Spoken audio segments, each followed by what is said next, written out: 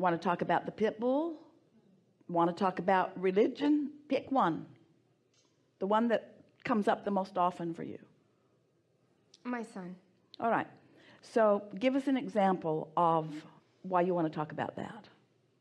I want to be able to respond to him. All right. So what is it? What is he presenting? What is the condition that you are wanting to respond to, or that you are responding to? His aggression, his physical aggression, his verbal aggression. All right. So focus on that aggression for just a moment. Aggression's a very pointed, very powerful, and very accurate word. So focus on it, and now tell us, what is the emotion that you feel? What does his aggression evoke in you? Does it make you feel aggressive? Does it make you feel like you want to control him? What emotion happens when you respond to the condition where his aggression is happening? Yeah, I want to control him. All right, so his aggression is summoning some aggression from you. So he's set the tone, and it doesn't matter how he got there. It doesn't matter what happened that's making him feel that way. There he is. And now you're responding in kind. Law of attraction sort of having its way with you. So he's there, doesn't matter how he got there, but now you're there. And so you're having a conditional response. And in doing so, in that negative emotion that you feel, this is the part we really want you to hear. You are not feeling the same way that your inner being is feeling about exactly the same moment, because your inner being sees his behavior and doesn't feel aggressive back, doesn't want to control him back. You know what your inner being wants to do? Love him. Yeah. And your inner being has practiced that so extensively that it's really easy to do. And that's what you're going to start doing too. You see, you couldn't feel bad about his behavior if your inner being were not feeling so good. If your inner being agreed with you, then you'd be in sync with your inner being and you'd feel wonderful. But the fact that you don't feel wonderful means there's a tug of war going on between you and your inner being and your source. So you want to talk to yourself in a way, because what he's doing is really irrelevant. What is relevant is you've got an aggressive vibration that's not matching the love that is within you. You're blaming it on him, but the fact is the only thing that you can control is the vibration between you and you. So you're wanting to talk to yourself in a way that brings you back into alignment. So what might you say to yourself that would soothe that negative emotion within you? It is what it is. That might help. What else? Everything will be fine. That might help. What else? This is a contrasting experience for everyone. That might help. What else? All is well.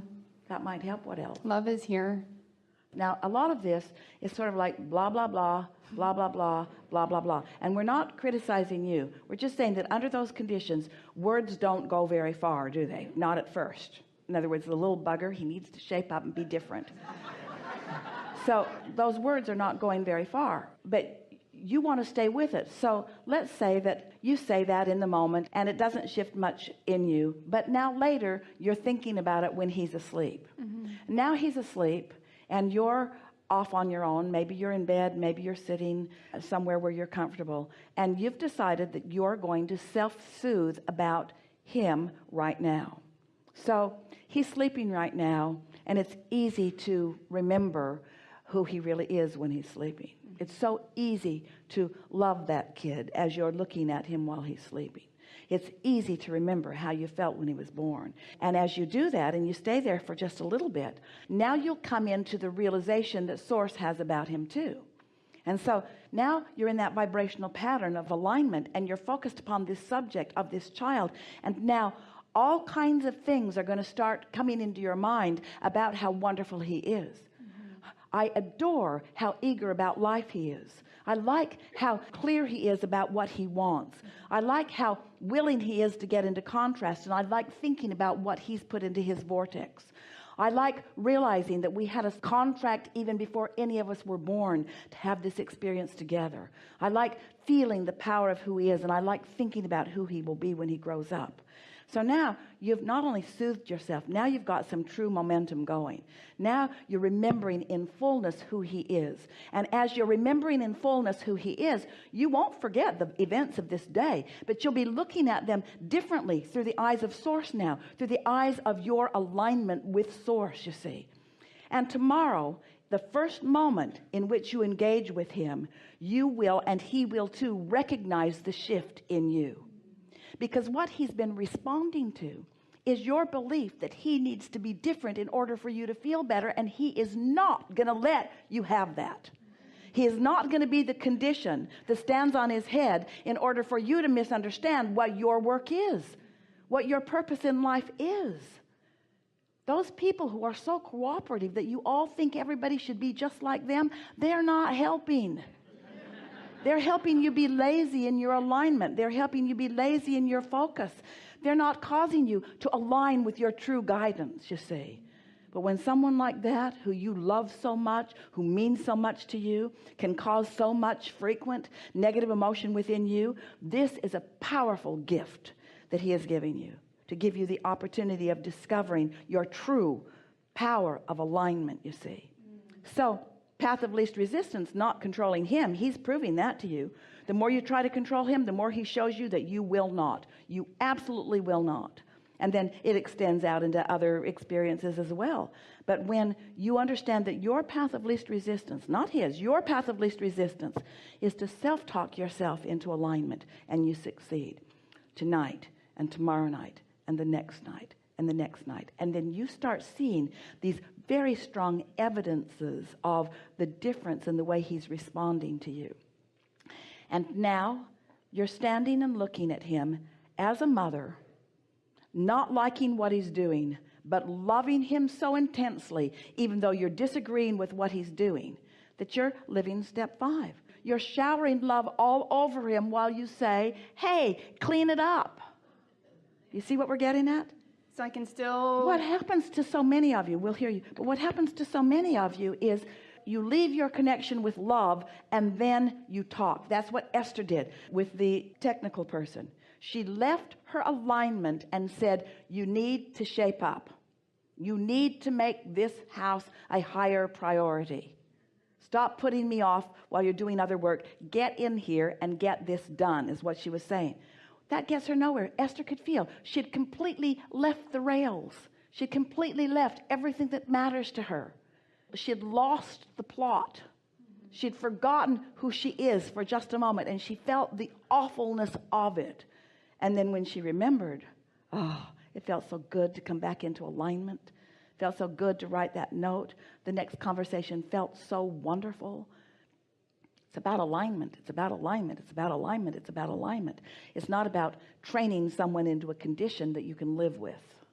And will me getting into alignment will provide the clarity of what are consequences for him, what are boundaries to set, because I've got a husband and a mom who lives in the same house who are looking at, what are you doing about this child, or what are the consequences?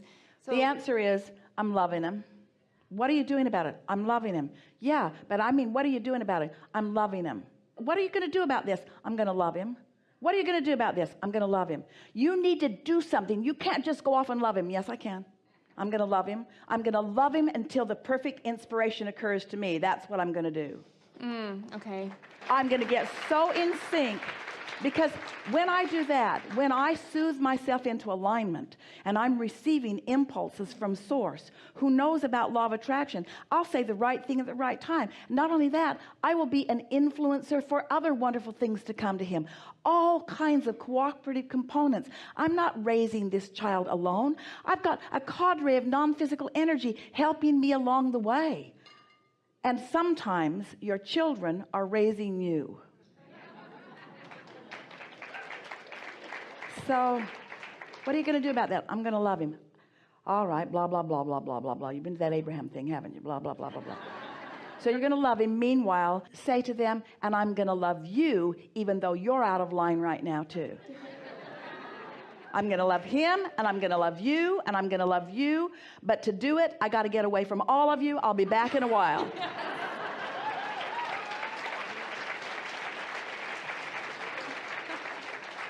It's no wonder you sat here and offered the spray of confusion that you did. You're trying to serve too many masters. You're trying to please your children and please your husband and please your mother, trying to get it right with all of them. You know what? There's too many chairs in the room. You're not going to be able to please them all. You've got to figure out what source is saying about this, you see. You're doing really, really well under the conditions, but we want you to leave the conditions aside and see how easy it is to do really, really, really, really well. You're asking with such power. Your vortex is ripe with opportunity. It's just going to take a little bit of settling down, being easy on yourself, be nicer to you. Be nicer to you. Get off by yourself a little bit. Take some time for you and listen for the impulse. An easy way to hear this, we've been saying this to parents for a long time. Talk to your children as much as you can, but never unless you're in a really good mood. Talk to your children as much as you can, but never unless you're in a really good mood. Well, that sort of says it all, doesn't it? You get tuned in so that what's flowing through you is the perspective that Source has about them and the perspective that their inner being has about them.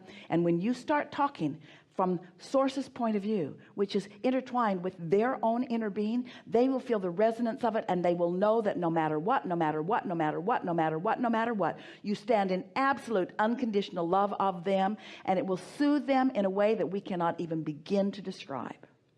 And anybody that's behaving like that is somebody who's not feeling so much that way. And don't feel bad about it. A lot of kids aren't, because there's so many parents that have lost their connection with what matters. Mm-hmm. Okay. Yeah. Good. Really good. Yeah. Thank you. Yeah.